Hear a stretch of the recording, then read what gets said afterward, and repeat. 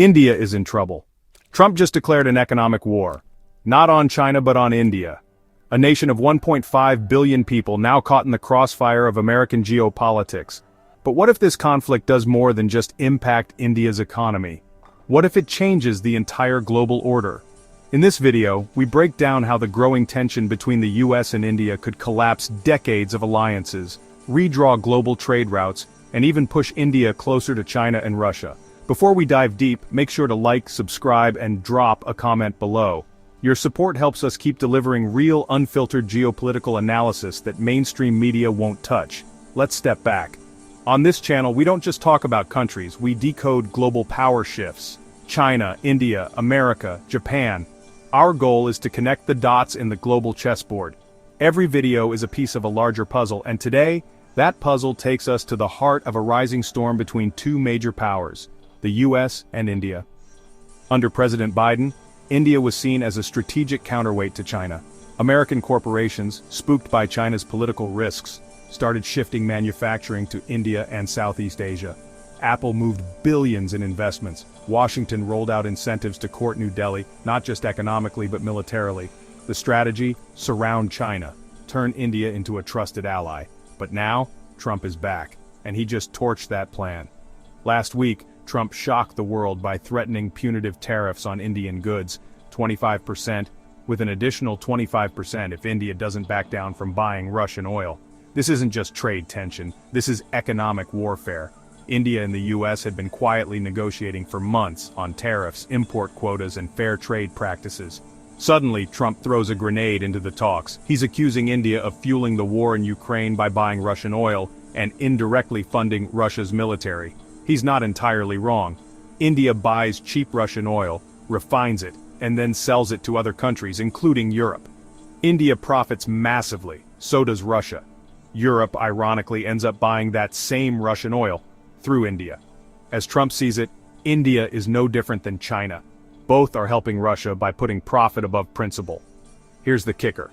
Before the Ukraine war, Russian oil made up just 0.2% of India's imports. Today, over 45%. India imports 2 million barrels per day. Many oil-producing countries don't even pump that much. And they're not just using it, they're selling it.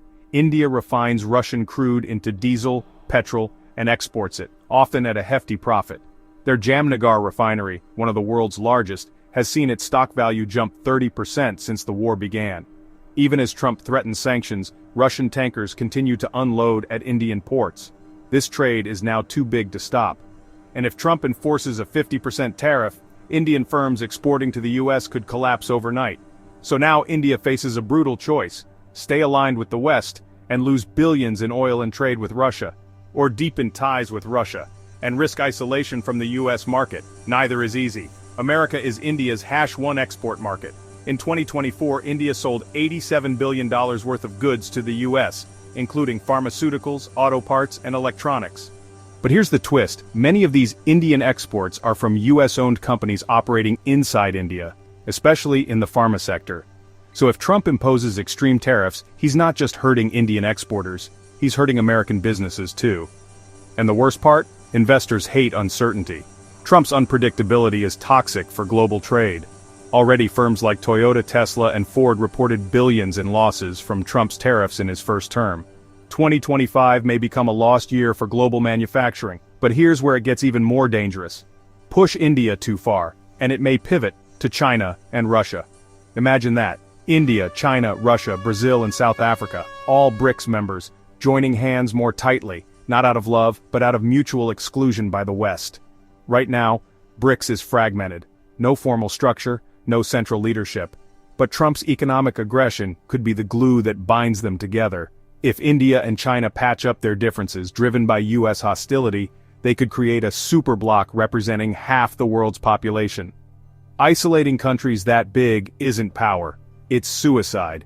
Trump is a businessman at heart. He believes nations can be strong-armed like corporate rivals, threaten high tariffs, force a better deal. But global politics doesn't work like that. Nations have pride, sovereignty, history. When Trump publicly mocks India's economy, or calls their oil deals criminal, he insults not just politicians, but an entire nation. And that's dangerous. Because history shows, When superpowers humiliate rising nations, alliances collapse, and the world gets reshaped.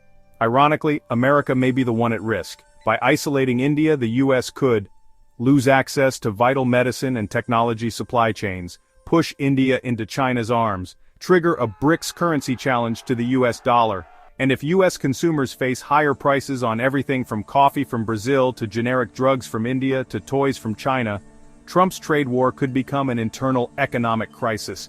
Add inflation, supply chain chaos, and global retaliation. This is no longer about America first. It's about America alone. India isn't just another country, it's the world's fifth largest economy, soon to be fourth. Its decisions today will shape the future of Asia, the BRICS, and maybe even the world's next reserve currency. If the US wants to maintain global leadership, it cannot afford to treat partners like enemies. Trump's strategy is bold, but it may be too bold. The world is changing. The alliances of the 20th century may not survive the 21st. And if we're not careful, America might wake up one day on the outside of a new world order. If you found this video informative, eye-opening, or thought-provoking, please give it a like. Subscribe if you want more real talk about the shifting balance of power in our world, and most importantly, let me know your thoughts in the comments. Should India be punished for buying Russian oil, or is Trump playing a dangerous game with global alliances? Drop your thoughts below. I read every comment, and your perspective matters. Thanks for watching. Stay smart, stay curious. Until next time, take care.